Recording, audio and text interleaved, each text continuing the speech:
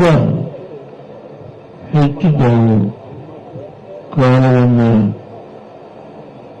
ವಿನಿಯೋಗ ಮಾಡಬೇಕು. ನಮ್ಮ ತಾಯಂದಿರು, ಏಕೆಂದರೆ ಮಹಿಳಾ ಮೀಸಲಾತಿ ಅನುಷ್ಠಾನಕ್ಕೆ ಬರಲಿಕ್ಕೆ ಸಾಧ್ಯತೆ ಹೆಚ್ಚು ಅವಕಾಶ ಇದೆ. 2028 ಮುಂಚೆ ಡಿನೋಟಿಫಿಕೇಶನ್ ಆಗಿದೆ. ಎರಡೂ ಸದನದಲ್ಲಿ ಮಹಿಳಾ ಮೀಸಲಾತಿ ಇವತ್ತೇನು ಅಂಗೀಕಾರವಾಗಿದೆ. ನಿಮ್ಮ ಜವಾಬ್ದಾರಿ ಬಹಳ ಹೆಚ್ಚು.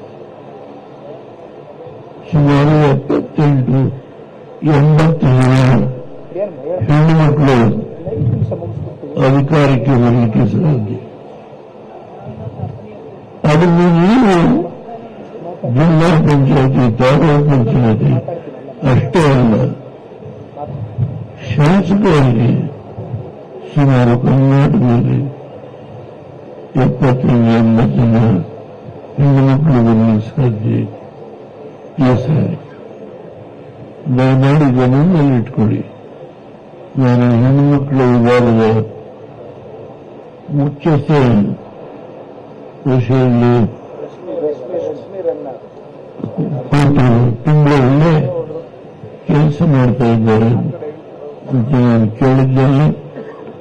ರಮೇಶ್ ಗೌಡರು ಸಿಟಿ ಅಧ್ಯಕ್ಷರಾಗಿ ಪಕ್ಷದ ಸಂಘಟನೆ ಕೂಡ ಚೆನ್ನಾಗಿ ಮಾಡ್ತಾ ಇದ್ದಾರೆ ಅಂತ ಕೇಳಿದ್ದೇನೆ. ದಯಮಾಡಿ ಇಡೀ ರಾಜ್ಯದಿಂದ ಬಂದಿರತಕ್ಕಂಥ ಎಲ್ಲ ನನ್ನ ಬಂಧಿತರಲ್ಲಿ, ಯುವಕರಲ್ಲಿ ನಾನು ಕೈ ಮುಗಿದು ಪ್ರಾರ್ಥನೆ ಮಾಡ್ತೇನೆ. ಸೋಲು ಮುಂದೆ ಗೆಲುವಿಗೆ ಬುನಾದಿ ಆಗುತ್ತೆ ಅನ್ನೋದನ್ನು ಅರ್ಥ ಮಾಡಿಕೊಳ್ಳಬೇಕು. ಎಡಗುಂಬಬಾರದು. ನನಗೆ ಹೌದು 92 ತುಂಬಿ 93 ವರ್ಷ ನನಗೆ ನಡೀತಾ ಇದೆ. ಆದರೆ ಕಾಲು ನಡೀಲಿಕ್ಕೆ ಶಕ್ತಿ ತೊಂದರೆ ಇದೆ. ಕಾಲು ತೊಂದರೆ ಇದೆ ಅನ್ನೋದನ್ನು ಬಿಟ್ಟರೆ ಬುದ್ಧಿಗೆ ತೊಂದರೆ ಇಲ್ಲ. ಬುದ್ಧಿ ಸ್ವಲ್ಪ ಮರವು ಬಂದಿಲ್ಲ ನನಗೆ. ಯಾವ ವಿಷಯದ ಬಗ್ಗೆ ಬೇಕಾದರೂ ಮಾತನಾಡಬಲ್ಲೆ. ದಯಮಾಡಿ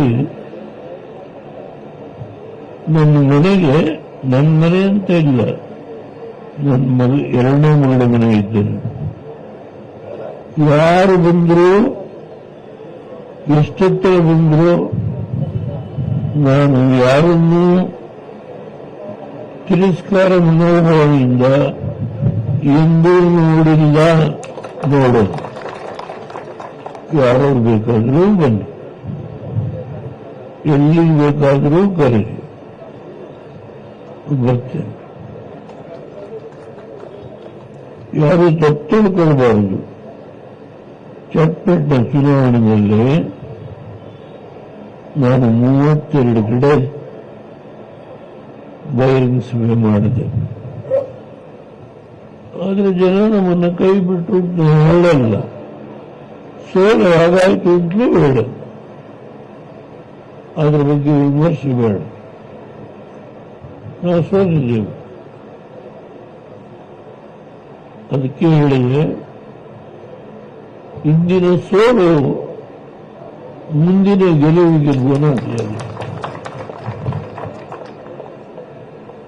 ನಿಖಿಲ್ ಕುಮಾರಸ್ವಾಮಿ ಅವರನ್ನ ಮೆಚ್ಚಿಕೊಳ್ಳುತ್ತೇನೆ. ಬೆಳಿಗ್ಗೆ ಹೋಗಿ ಕಾಲಭೈರವರನ್ನ ಪ್ರಾರ್ಥನೆ ಮಾಡಿ, ಶಕ್ತಿ ಕೊಡಪ್ಪ, ಹೌದು ನಾವು ದೇವರಂತೆ. ಈ ಪಕ್ಷ ಮೊರಾರ್ಜಿಯವರು ನನ್ನ ಕೈಗೆ ಕೊಟ್ಟರು. ಅದಾದ್ಮೇಲೆ ಹೊಡೆದವರು ಆದರೆ ಈ ಪಕ್ಷ ಉಳಿದಿದೆ. ಜನತಾ ದಳ ಇಷ್ಟು ಬಹಳ ಆದರೂ ಈ ಪಕ್ಷ ಉಳಿದಿದೆ. ಅದರಿಂದ ಈ ಪಕ್ಷ